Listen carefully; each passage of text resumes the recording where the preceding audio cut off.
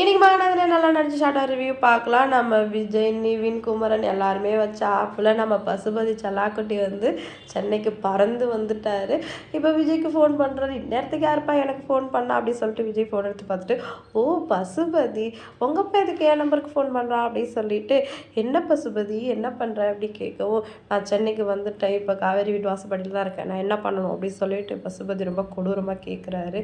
பரவாயில்லையே சொன்னபடி கேட்குறியே, உன் பையன் மேலே உனக்கு ரொம்ப பாசம்தான் அப்படின்னு சொல்லிட்டு இப்போ உள்ளே போயிட்டு நீ வந்து ஒரு ஹெட்ஃபோன் போட்டுட்டு போ, நான் என்ன சொல்கிறேனோ நீ அதை அப்படியே பண்ணணும், டாக்குமெண்ட் எடுத்துகிட்டு வந்திருக்கேன் அப்படின்னு சொல்லிட்டு கேட்கவும், எடுத்துகிட்டு வந்திருக்கேன் அப்படின்னு சொல்லிட்டு டெரராக சொல்கிறாரு.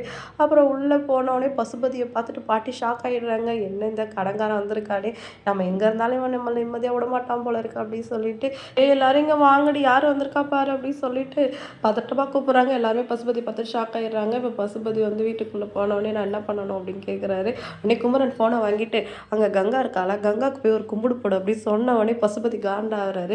உன்னை பார்த்து என் பொண்டாட்டி இப்போ பயந்து நடுங்கிட்டு இருப்பான், நீ ஒரு பிள்ளை பூச்சின்னு அவருக்கு தெரியணும்ல, அதனால் அவளுக்கு போய் ஒரு வணக்கம் வை அப்படி சொன்ன உடனே வேறு வழியே இல்லாமல் கங்காவுக்கு போய் வணக்கம் வைக்கிறாரு. அதை பார்த்துட்டு காவேரி ஷாக் ஆகிடுறாங்க. கங்கா வந்து அதிர்ச்சி ஆகிடுறாங்க.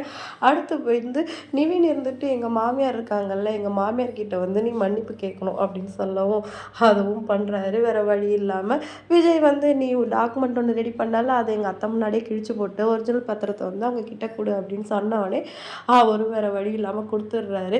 இப்போ காவேரி கிட்ட டாக்குமெண்ட்லாம் செக் பண்ணிக்கோ கரெக்டாக இருக்கா அப்படின்ட்டு விஜய் வந்து ஃபோன் பண்ணி சொல்கிறாரு. உடனே வந்து காவேரியும் டாக்குமெண்ட்லாம் செக் பண்ணுறாங்க, ஒரிஜினல் டாக்குமெண்ட் தாங்க அப்படின்னு சொல்லிட்டு கன்ஃபார்ம் பண்ணவொடனே, சரி உன்னையும் உன் குடும்பத்தையும் அவன் என்ன பாடுபடுத்தியிருப்பான், அந்த கோவம் எல்லாத்தையும் ஒன்று சேர்த்து பலார்னு அவனை ஒரு அறை கொடு பார்ப்போம் அப்படின்னு சொன்னவொடனே, நம்ம தலைவன் சொல்லி தலைவி கேட்காம இருப்பாங்களா, இப்போ பசுபதி இப்போ வெயிட் பண்ணுங்க என்ன நடக்குதுன்னு பாருங்க சொல்லிட்டு பலார்னு ஒரு அறை விடுறாங்க.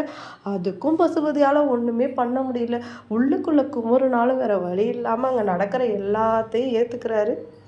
அடுத்தது நான் விஜய் ஃபைனல் டச் கொடுக்காம இருப்பாரா, இப்போ நீ என்ன பண்ணுறேன்னா, இப்போ எங்கள் மாமியார் காலில் விழுந்து நான் செஞ்ச தப்புக்கெல்லாம் மன்னிச்சிடுவேன்னு சொல்கிறேன் அப்படின்னு சொன்னோடனே பசுபதிக்கு ஈகோ வந்து தடுக்குது. அப்போ பையன் உனக்கு வேணுமா வேணாமா அப்படின்னோடனே வேறு வழி இல்லாமல் வெக்கமான இல்லாமல் சாரதா காலில் போய் விழுறாரு. தங்கச்சி என்னை மன்னிச்சிடு அப்படின்னு சொல்லிட்டு அங்கேருந்து கிளம்புறாரு. இப்போ நான் அடுத்து என்ன பண்ணணும், என் பையன் எங்கே அப்படின்னு கேட்கவும், சரி சரி வெயிட் பண்ண 5 நிமிஷத்தில் லொக்கேஷன் அனுப்புகிறேன் அப்படின்னு சொன்னோடனே பசுபதி அங்கேருந்து ரொம்ப டென்ஷனாக கிளம்பிடுறாரு. அடுத்தடுத்த மாகாணத்தில் என்ன திருப்பலாம் நடக்க போகுது அப்படின்னு சொல்லிட்டு வெயிட் பண்ணி பார்க்கலாம். இப்போ நம்ம தலைவன் அவரோட சகலைங்களோட சேர்ந்து வெற்றிகரமாக வந்து அவங்க மாமியாருக்கு வந்து கொடைக்கானல் வீட்டை வந்து மீட்டு கொடுத்துட்டாரு. இன்னைக்கு எபிசோட் வந்து யாருக்கெல்லாம் ரொம்ப பிடிச்சிருந்தது அப்படின்னு சொல்லிட்டு கமெண்ட் பண்ணுங்க. அடுத்து நல்லா நடக்க போகுது அப்படின்னு சொல்லிட்டு வெயிட் பண்ணி பார்க்கலாம். அடுத்த ஒரு சூப்பரான வீடியோவோட நான் அவங்கள மீட் பண்ணுறேன். டாடா.